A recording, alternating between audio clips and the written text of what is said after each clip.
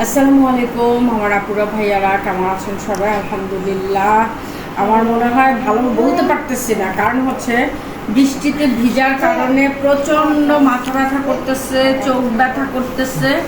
তো তারপরও ভিডিও করতে বসে গেলাম, কারণ হচ্ছে আমার এক শুভাকাঙ্ক্ষী বলা চলে, আমার এক ফলোয়ার যে কিনা আমার কাছে বেগুনের চারা চেয়েছিল। এগুলো হচ্ছে সব তাল বেগুনের চারা, আর এটা হচ্ছে সাদা যে কাটা বেগুনটা হয় সেই বেগুনের চারা। আর এটা লম্বা বেগুনের চারাটা নাকি আরেকটা বেগুন আছে এই একটু খাটো টাইপের, এটাকে আপনি আসলে আমি সঠিক বলতে পারতেছি না। তো আমার কাছে যা যা আছে আমি এই তিনোটা চারা দিয়ে দিচ্ছি। চারা কিন্তু আরও আছে, কিন্তু এর চেয়ে বেশি আমি আর প্যাকেজিং করে দিতে পারতেছি না।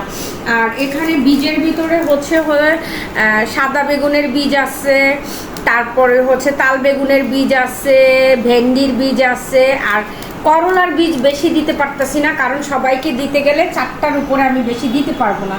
এখানে করলার বীজ আছে, আর এখানে হচ্ছে কেরালা সিমগুলা, আর একটা হচ্ছে সাদা সিম, কেরালা সিম আর সাদা সিম। আর এখানে মরিচ হচ্ছে 4 টাইপের, এটাকে মৌসুমি মরিচ বলে না কি মরিচ, আসলে মরিচের নামগুলো আমার, এটা হচ্ছে ঝাল একদমই কম, কিন্তু মরিচটা সাদা হয়, অনেক বড় বড় হয়। আর এটা হচ্ছে আমার ফেভারিট নাগা মরিচ, ঠিক আছে, গিয়া মরিচ। আর এইগুলো হচ্ছে কালো মরিচ, এটা হচ্ছে কালো মরিচ।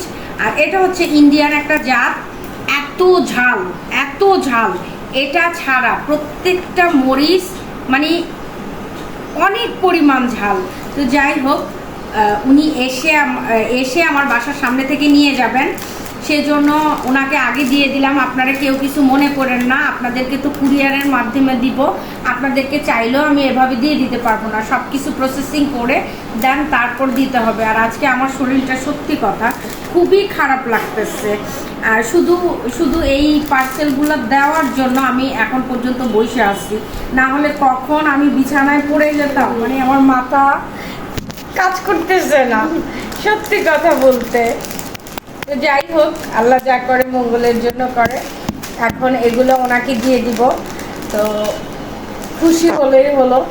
আমি আমার যথেষ্ট পরিমাণ চেষ্টা করেছি। আর শীতের বীজ কিন্তু আমি এখনও কোনো কিছুই দিইনি। আর এই কেরালা বীজটা যদি আপনি সামনের মাসের শেষের দিকে রোপণ করে দেন, দেখা যাবে যে শীত আসার শুরুতে শুরুতে আপনি সিম খেতে পারতেছেন।